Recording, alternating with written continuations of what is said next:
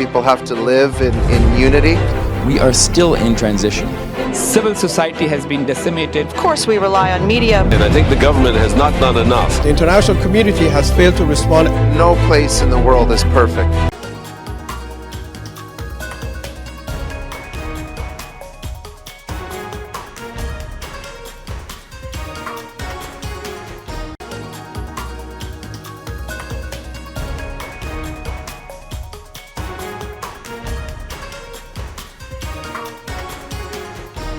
Hello viewers, I am your host Pratiksha Mishra with another episode of South Asia Focus. Let's begin the show. As the dust settled on India's electoral battlefield, Prime Minister Narendra Modi emerged victorious, securing a historic third term in office. His resounding win under the Bharatiya Janata Party-led National Democratic Alliance has not only reaffirmed the nation's faith in his leadership but also heralded a new era of development and progress. With global leaders extending warm regards and congratulations, there's a palpable sense of optimism about the future of India's relations on the international stage. Take a look. The resounding victory of the Bharatiya Janata Party-led National Democratic Alliance coalition in the Indian elections marked a historic milestone, paving the way for Prime Minister Narendra Modi to assume an unprecedented third term. This triumph reaffirmed the unwavering support for PM Modi's leadership in the country. In his first remarks following the election results, Prime Minister Modi expressed profound gratitude to the people for once again entrusting his alliance with their mandate. और इस पावन दिन NDA की लगातार तीसरी बार सरकार बननी तय है।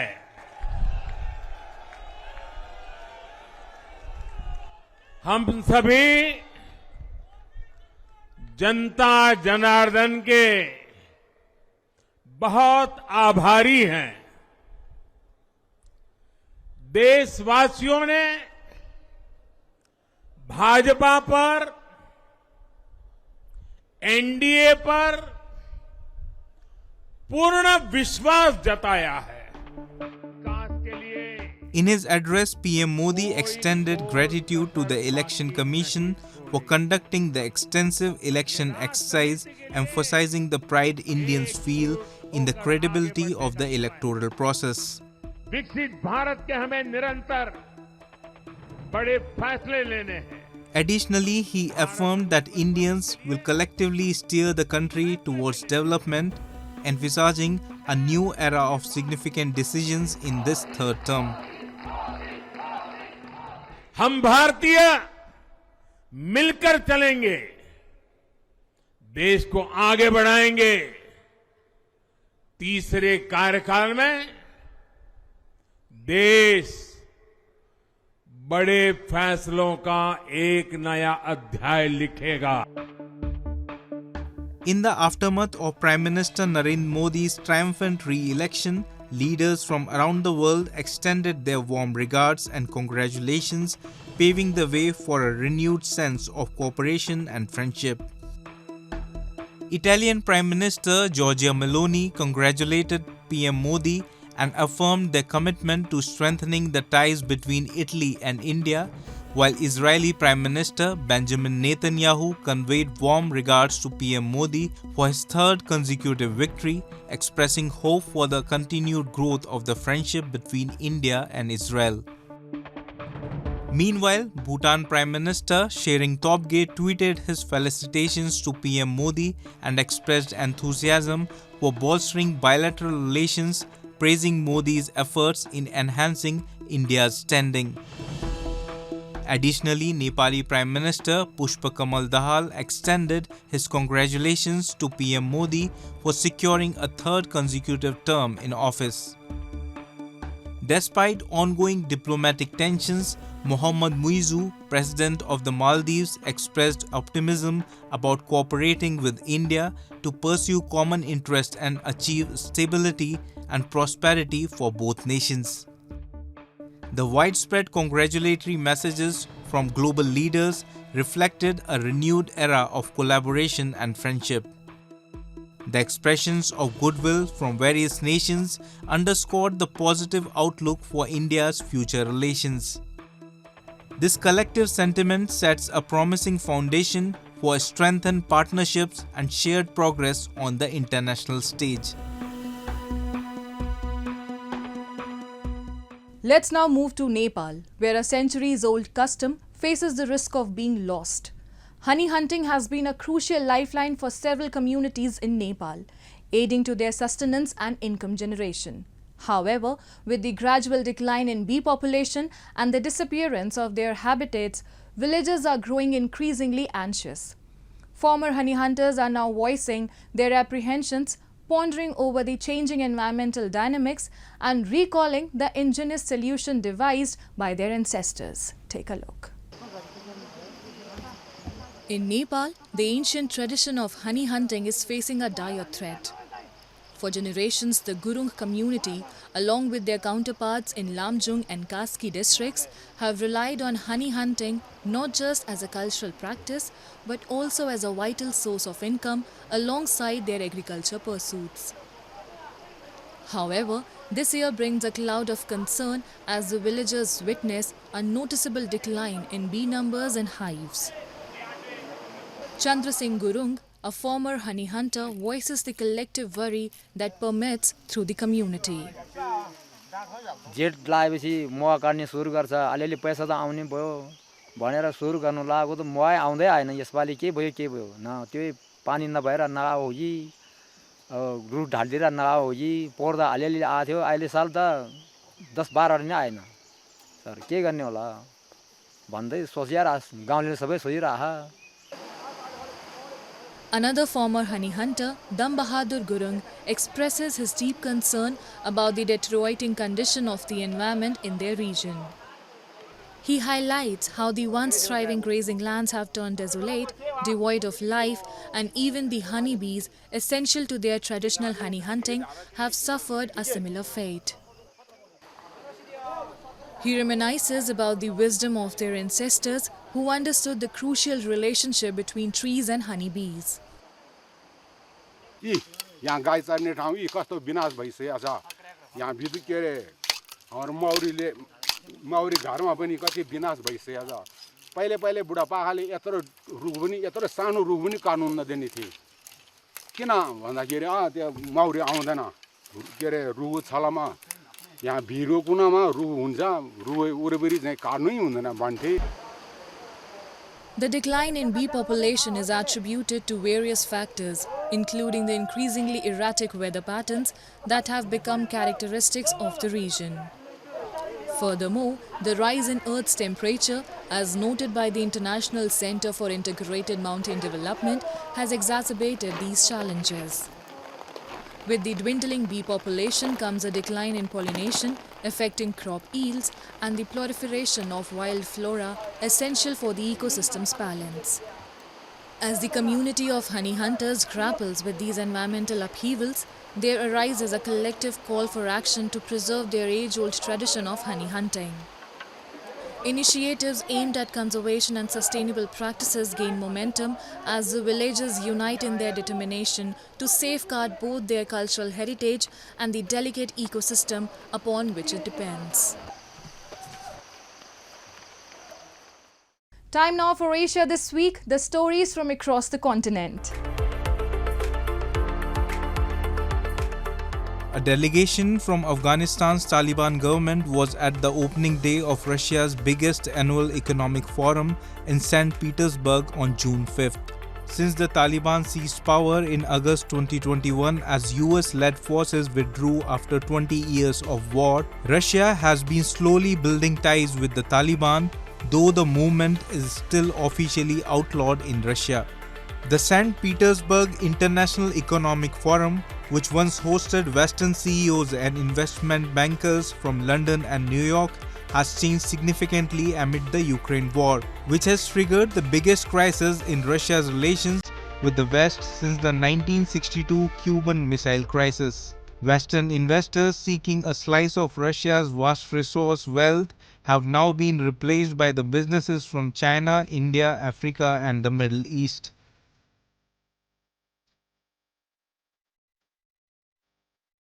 Thousands of Israeli police deployed in the streets of Jerusalem on June 5th for the annual Flag Day procession that marks Israel's capture of East Jerusalem in 1967 and has in the past led to clashes between marchers and Palestinians. There were minor scuffles in the old city which saw police leading away some marchers and standing outside a Palestinian shop, preventing marchers from approaching it. The walled old city of Jerusalem, home to some of the holiest sites of the Jewish, Muslim, and Christian religions, has been a regular flashpoint for trouble, often from visitors from outside the area, where the three communities live in close proximity among the narrow alleyways. The march this year takes place as the war in Gaza approaches the start of its 9th month, adding to concerns of wider violence.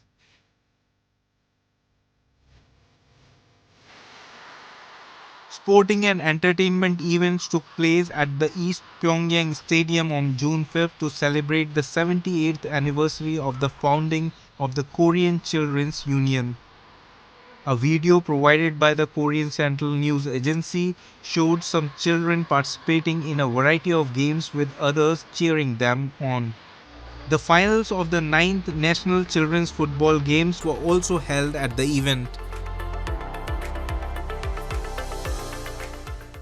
Moving on. The concerns over mismanagement of projects in Pakistan-occupied Jammu and Kashmir are reaching a boiling point. Zahid Amin Kashif, the former chairman of the Prime Minister's Inspection and Import Commission, has sounded the alarm over what he describes as the failure of the current administration to deliver on its promises. Let's delve deeper into the issues highlighted by Kashif. The mismanagement of projects in Pakistan-occupied Jammu and Kashmir has become a pressing concern, raising questions about governance, transparency, and accountability within the region. Numerous instances of inefficiency, delays, and allegations of corruption have marred the execution of vital infrastructure initiatives, leaving POJK's residents frustrated and disillusioned. One of the glaring issues plaguing POJK is the failure to deliver on promised mega projects. Despite assurances from the administration, the past financial year saw a conspicuous absence of profitable ventures.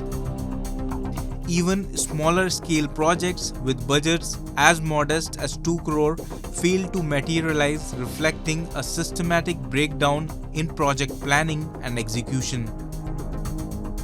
Zahid Amin Kashif, the former chairman of the Prime Minister's Inspection and Import Commission of POJK, recently raised his voice against the wrongdoings of the current administration in the region. इस एक तरक्याती साल में जिसमें वज़ीर आज़म चौधरी अनवारुल हक साहिब रहे हैं और हैं, एक नया मेगा प्रोजेक्ट भी मुजफ्फराबाद को, जिसे आप दारुल हुकूमत आज़ाद कश्मीर का कहते हैं और कैपिटल सिटी कहते हैं, और ये एक हल्का भी है, पूरी एक इंतखाबी कॉन्स्टिट्यूंसी भी है, एक तरक्याती मेगा प्रोजेक्ट, बड़ा प्रोजेक्ट 6 करोड़ 2 करोड़ से ऊपर का एक भी नहीं मिल सका। 30 करोड़ 40 करोड़ की तो बात की बात।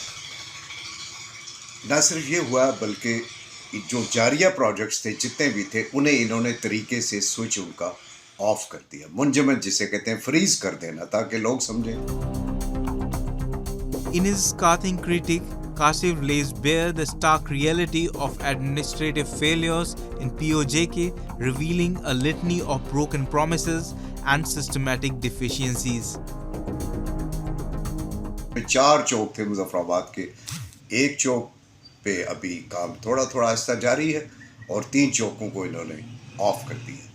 अंदाज़ा कीजिए बाशिंदगान मुजफ्फराबाद, एक RCC पुल मंजूर शुदा है जिसे चेला RCC ब्रिज कहते हैं, 156 मीटर जिसकी लेंथ है। माहिरीन के मुताबिक मौजूदा चेला ब्रिज की मुद्दत पूरी हो चुकी है, खतरनाक हालत में। As the echoes of Zahid Amin Kashif's revelations reverberate across Muzaffarabad, it's clear that the concerns over administrative failures in Pakistan-occupied Jammu and Kashmir have reached a critical juncture. The allegations of mismanagement, corruption and neglect have struck a chord with residents who are growing increasingly disillusioned with the current state of affairs. Kasif's stark assessment sheds light on the systematic breakdown in governance, transparency and accountability within POJK. The failure to deliver on promised mega projects, the abandonment of crucial infrastructure initiatives and the absence of key officials during vital planning phases paint a grim picture of an administration in disarray. In the Indian city of Jaipur, a beacon of hope shines brightly through the efforts of Manu Kamboj, a dedicated gymnastics coach and recipient of the prestigious National Youth Award. At a local sports academy, Manu mentors children and teenagers from economically disadvantaged backgrounds, guiding them through a rigorous gymnastics training program.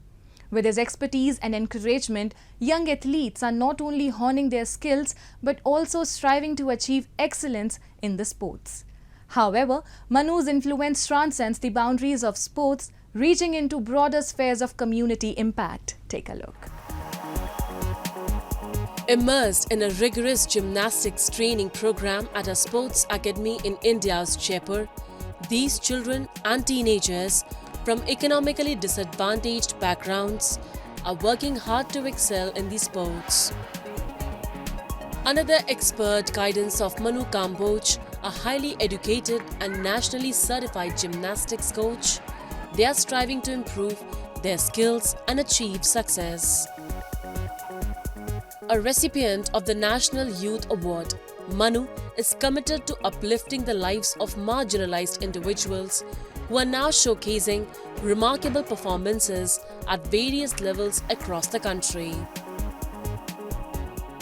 बहुत से बच्चे ऐसे हैं जिनके पिताजी सब्जी का ठेला चलाते हैं, बहुत से बच्चे ऐसे हैं कि किसी के फादर तो ऑटो रिक्शा चलाते हैं, या फिर बहुत से अलग अलग डिफरेंट बैकग्राउंड से बच्चे हैं, पर सबका एम एक ही है कि उनको स्पोर्ट्स के लिए कुछ अच्छा करना है। जो मैंने कठिनाइयाँ झेली है वो बाकी लोगों को नहीं झेलनी पड़े कठिनाई, तो उसके लिए ज़्यादा से ज़्यादा युवाओं को कितना प्रेरित कर सकता हूँ उसके लिए मैं पूरा प्रयास करता हूँ, और भगवान ने चाहा तो हमेशा ये प्रयास करता रहूँगा। Megha Patel, an instructor at the academy, emphasizes the unshakable confidence the children place in Manu's capability to tackle any obstacle they encounter. This sentiment is echoed by students who attribute their notable successes in competitions to Manu's guidance. With his mentorship and encouragement, students have unlocked their potential and triumphed in competitions at various levels. जब भी किसी बच्चे को किसी भी चीज़ की need हुई तो उनका सीधा टारगेट ये होता है मनु सर होंगे तो सॉल्व हो जाएगा सारा प्रॉब्लम। तो जितनी भी प्रॉब्लम है वो सर के थ्रू हम लोग सारी चीज़ें सॉल्व कर लेते हैं। इवन अभी बच्चों को साइकिल्स दिलवाई गई हैं जो नेशनल प्लेयर रह चुके हैं उन बच्चों को, और जो पुअर फैमिली से आते हैं उनके लिए भी बहुत कुछ करते हैं। मैं इस एकेडमी में पिछले 3 साल से प्रैक्टिस कर रही हूँ। अभी पिछले साल मैंने दिल्ली नेशनल राजस्थान स्टेट में 3rd पोजीशन प्राप्त की थी। उसके बाद दिल्ली नेशनल भी पार्टिसिपेट किया था। और मनु सर मैं 3 साल से प्रैक्टिस करा रही हूँ, इनके साथ मैंने 3 साल से प्रैक्टिस की है और मैंने नेशनल ट्रैम्पोलिन में भी ब्रोंज मेडल लिया है। और मेरे पापा ऑटो ड्राइवर है, इसके बावजूद भी मनु सर ने मेरी काफ़ी हेल्प की है इस चीज़ में, और मैं आज जो भी हूँ इस पोजीशन तक ये सब मनु सर की वजह से। Operating a youth club Yuva Sathi Sangathan, Manu extends his support to hundreds of children from ragpicker backgrounds, offering them opportunities for growth in cultural, sports and youth development.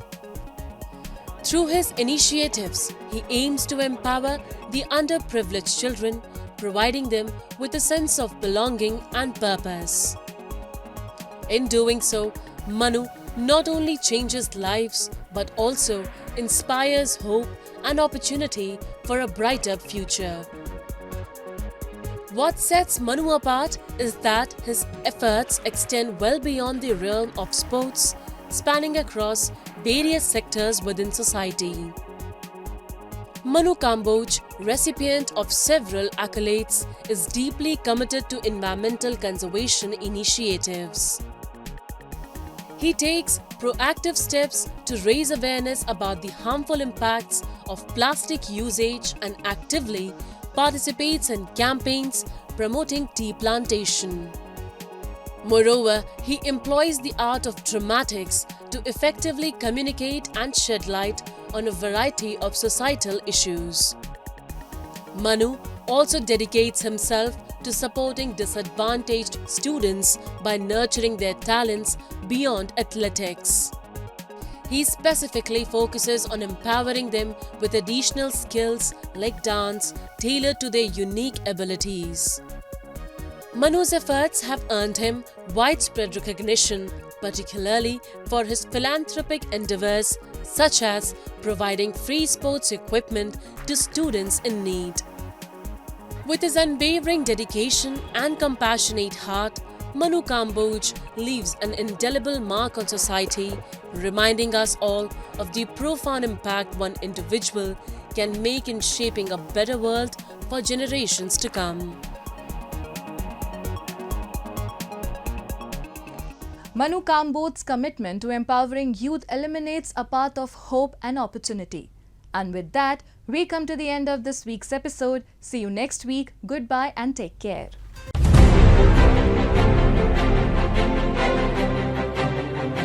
People have to live in unity.